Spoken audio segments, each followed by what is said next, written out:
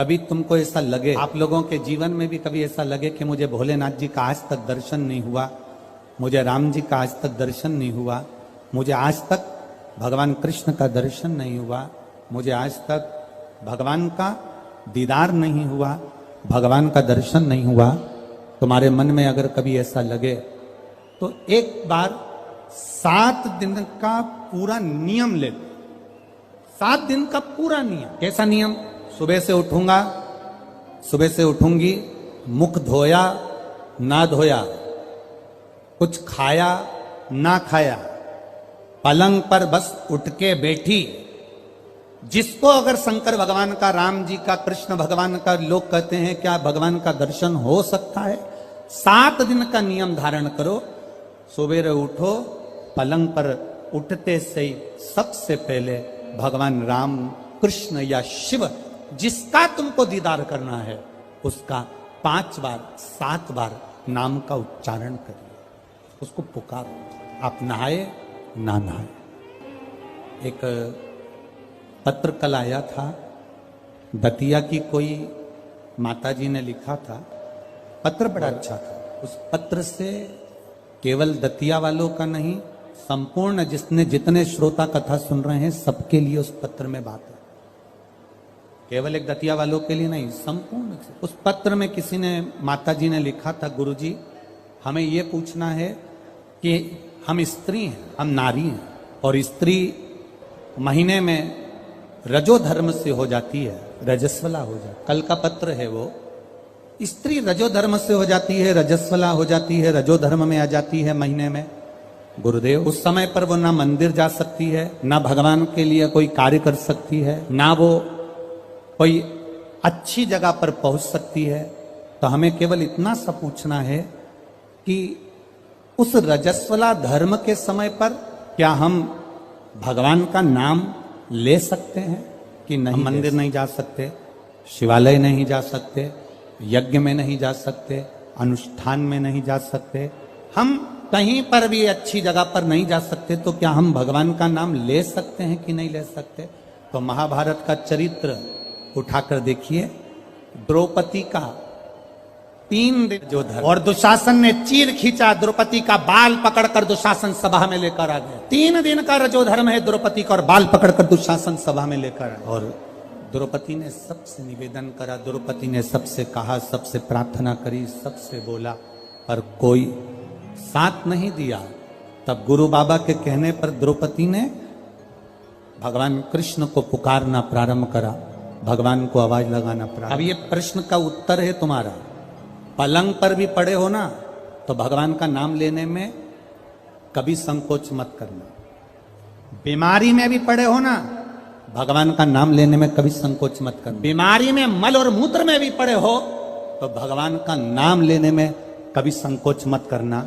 और अगर आप रजो धर्म में भी हो, पूजन नहीं कर सकते, कहीं जा नहीं सकते, पर नाम लेने में कभी संकोच मत करना, क्योंकि जीवन का क्या भरोसा, जीवन का क्या भरोसा? मंत्र जाप, नाम जाप, स्मरण, भगवान को पुकारना, भगवान का नाम लेना, ये बंद नहीं। अरे खाना ना छोड़ा, पीना ना छोड़ा, हरि भजन क्यों छोड़ दिया, जाना ना छोड़ा, आना ना छोड़ा, फिर सत्संग जाना क्यों छोड़ दिया। भगवान का नाम लेने में, भगवान का स्मरण करने में, भगवान का कीर्तन करने में, हाँ आप श्रेष्ठ जगह पर मत जाइए, किसी वस्तु को मत छुओ। यहां तक शास्त्र कहता है कि अगर किसी ब्राह्मण, संत, गुरु और भगवान के लिए भोजन भी बन रहा है और आप रजो धर्म से हो, तो भोजन पर दृष्टि भी मत दो। यहां तक शास्त्र कर, अगर भोजन बन रहा है तो भोजन पर हमारी दृष्टि भी ना जाए। भगवान का नाम ले सकते हो, आप उसे पुकार सकते। मृत्यु की घड़ी में भगवान ये देखेगा क्या उस समय पर कि ये रजस्वला धर्म में है, तो अभी इसको हम मार नहीं सकते, अभी हम इसको ले जा नहीं सकते। मृत्यु की घड़ी में ये नहीं देखा जाएगा। मृत्यु की घड़ी में तो केवल तुम्हारा जो करा हुआ पुण्य है, मृत्यु की घड़ी में तुम्हारा करा गया सत्कर्म है, मृत्यु की घड़ी में तुम्हारा करा गया अच्छा कर्म है, केवल वो तुम्हारे सम्मुख में रहेगा। पुकारो, भगवान के नाम को पुकार सकते हो, बुला सकते हो परमात्मा को, पुकार सकते हो परमात्मा को, बोल सकते हो भगवान को। शिव कथुयशा ने अपने पिता के कहने पर पार्थिव शिवलिंग का निर्माण किया। बहुत सावधानी से सुनना, रजस्वला धर्म के अंतर्गत नारी भोजन भी बन रहा है तो उस पर दृष्टि ना दे। रजस्वला धर्म के अंतर्गत नारी पूजन वाली जगह पर ना जाए। रजस्वला धर्म के समय पर नारी अच्छे कर्म की ओर ना जाए। पर रजस्वला धर्म भी अगर तुम्हारा है, कोई बीमारी भी तुमको है, कोई रोग में भी तुम पड़े हुए हो, पर भगवान का नाम लेने में कोई दोष नहीं है। भगवान का नाम तुम कभी भी ले सकते हो जब तुम्हारी मर्जी। 7 दिन का नियम धारण करो। सुबह उठो, भगवान का नाम लो, स्नान करा, पूजन करो, बाबा के मंदिर में जाके 1 लोटा जल समर्पित करो, घर आओ, भोजन करो। भोजन करने से पहले अपने पास में थोड़ी सी अग्नि, जो तुम्हारे यहाँ चूल्हे में हो, जो भी अग्नि हो, उसको लेकर जो भोजन की थाली में भोजन है उस थाली के भोजन को निकालकर अग्नि में दीजिए। 1 रोटी निकालकर गौ माता की दीजिए, आधी रोटी जो भी भाग निकाल सकते हो वो स्वान को दीजिए, और फिर बाबा का नाम लेकर प्रसाद समझकर भोजन को ग्रहण करिए। दिन में शाम को अपने कर्म को करते करते भगवान का नाम लेते रहिए। जैसे ही प्रदोष काल आए, शाम का समय आए, भगवान देवाधिदेव महादेव का स्मरण कर कर 1 दीप दरवाजे के बाहर लगाओ और बाबा का भजन करो। 7 दिन जो नियम धारण करता है, 7 दिन में किसी न किसी रूप में मेरा महादेव आकर एक बार दर्शन जरूर देता है, ये निश्चितता। पर उसमें हमारी पवित्रता हो, उसमें हमारी पवित्रता का भाव हो। हम पवित्र भाव से, शुद्ध भाव से हम भगवान का भजन, हम तो यहां तक कहेंगे, ये पार्थिव शिवलिंग का आप लोग निर्माण करते हो ना, जितने लोग भी पार्थिव शिवलिंग बनाने के लिए बैठते हो, करोड़ों में शिवलिंग बने, तो बनाते बनाते अगर किसी को उपच भी हो जाए ना, अब मैं थक गई, मैं नहीं बना रही, तो ये बोलने से पहले ही तुम जब शिवलिंग बनाओ और बनाते बनाते तुम्हारे शरीर में ऐसा लगे कि अब मैं थक गई, किसी से मत बोलो कि मैं थक गई, अब मैं नहीं बनाऊंगी, ये मत बोलो, मैं थक गई, ये मत बोलो, या ये मत बोलो कि अब मैं तो नहीं बना रही, अब मैं थक गई, तू चल रही क्या मेरे साथ वापिस, ये भी मत बोलो। आपसे नहीं बन रहा शिवलिंग बनाते हुए, आप बस उस शिवलिंग को बनाकर हाथ जोड़कर बाबा देवाधिदेव महादेव से प्रार्थना करिए, भगवान शंकर से निवेदन करिए, भगवान शिव से प्रार्थना कर कर बाबा से विनती करो, बाबा आपकी कृपा से जितना बन सका मैंने आपके शिवलिंग का निर्माण किया है। बाबा ये आपकी करुणा या आपकी उदारता या आपकी दया है जो ये मैंने बनाया, ये आपकी कृपा से, आपकी दया से, आपकी उदारता से मैंने निर्माण किया है। उनसे निवेदन किया है, जो उनसे प्रार्थना करी, ऊबना नहीं है। हम तो कथा में भी कह देते हैं, आपका मन लगे तो शिव पुराण में जाओ, नहीं तो काय को टाइम बर्बाद करने के लिए आते हो। मन लग नहीं रहा, रत्ती भर भी, और पूरी डेंटिंग पेंटिंग करके आई, 2 घंटे तक लाइन खींची, डब्बा भरा, 1 दिन पहले उसके पास भी गई, धागा वाली के यहाँ पहुंची। क्यों आए? कौन ने कहा तुमको कि कथा में जाना जरूरी है? कोई तुमको कहा कि भीड़ बढ़ाने जाओ? तुम्हारा मन लगे तो शिव महापुराण की कथा में आकर बैठो, नी लगे तो कथा में भी मत जाओ, अपने घर में मूंगफली सेको और 3 टाइम खाओ, समय बर्बाद करने मत जाओ। मन लगे, शिव कथा कर रही है, मन लगे तो महादेव के मंदिर में जाके 1 लोटा जल चढ़ाना। मन नहीं लगे ना, जबरदस्ती मत जाना कि मैं तो बाबा सियोर वाला महाराज ने कहा है तो जाना तो पड़ेगा, ना ना ना, बिल्कुल मत जा, बिल्कुल मत जा। मन करे वो कहते हो ना, दिल तुझको दिया ये क्या कर दिया, अपना मन, अपना दिल, अपना हृदय परमात्मा। और जिस दिन तुम परमात्मा को पहचानोगे उस दिन परमात्मा तुम्हारा और तुम। यहाँ इतनी ये दतिया की माताएं हैं, बहुत चतुर हैं, इधर साइड की माताएं बहुत चतुर।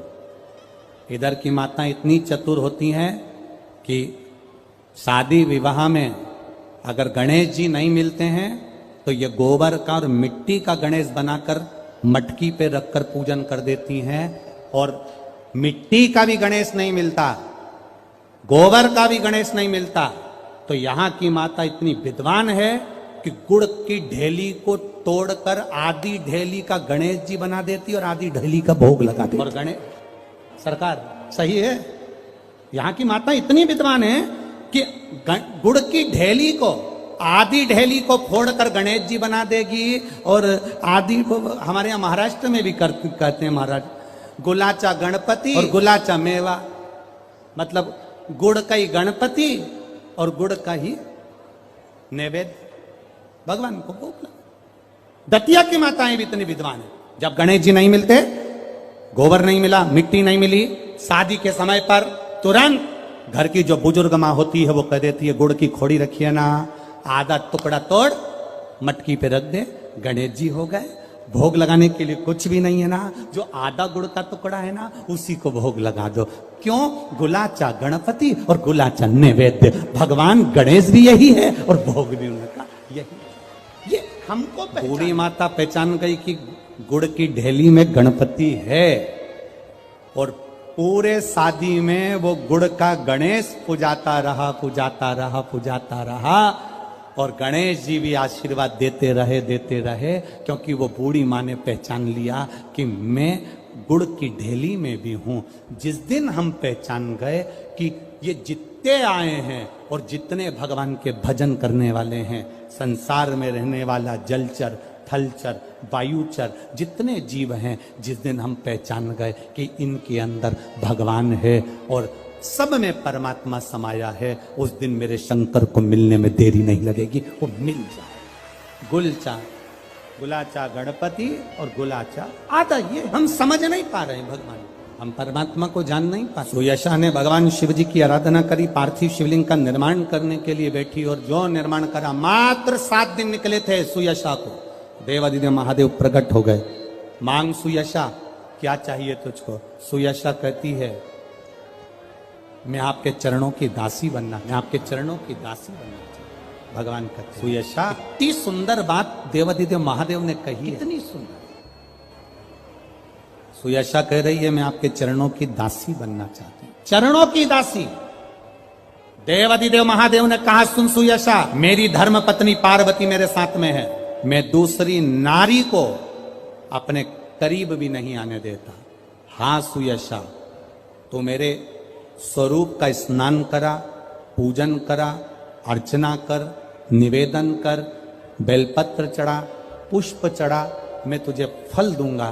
पर सुयशा, तू कहे कि मैं पार्वती जी का स्थान ले लूं, तू कहे कि मैं संगनी बन जाऊं, ये नहीं। सुयशा, ऐ सुयशा, संत, साधु, सन्यासी, तपस्वी, साधक, उपासक, भगवान शंकर कहते हैं संत, साधु, सन्यासी, तपस्वी, साधक, उपासक, अगर इनके सामने एक लकड़ी की स्त्री भी आ जाए ना, तो संत साधु को उसका स्पर्श तक नहीं करना चाहिए, वो श्रेष्ठ संत माना जाए। साधु वो तपस्वी, एक लकड़ी की भी स्त्री अगर कोई बनाकर सामने रख दे, उसका स्पर्श। आप लोगों को थोड़ा सा बुरा जरूर लगता है, पर महाराज जी हम जब सीहोर से चलते हैं तो एक फॉर्म भरवाते हैं, वहां से चलने पर एक फॉर्म भरवाते हैं। आइए भक्तों, आज सुनते हैं तुलसी माता की चालीसा। यह चालीसा सुनने से होती है हर रोगों से मुक्ति, मिलती है सुख समृद्धि का आशीर्वाद। तो एक बार बोलिए प्रेम से विष्णु भगवान की जय, तुलसी माता की जय, भगवती माता की जय। श्री तुलसी महारानी करु विनय सिरनाय, जो मम हो संकट विकट दीजे मात नसाय। नमो नमो तुलसी महारानी, महिमा अमित न जाए बखानी। दियो विष्णु तुमको सम्माना, जग में छायो सुयस महाना।